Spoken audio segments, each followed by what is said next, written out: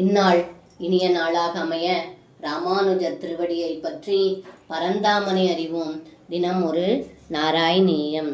ததா சகாசித்வதுபாகமோத்யதா கிரஹீதஹஸ்தாதைதேன யஜ்மனாம் ததைவ சஞ்சின்ய பவந்தமஞ்சசா விவேச கைவல்யமஹோ கிருதின்யசௌ.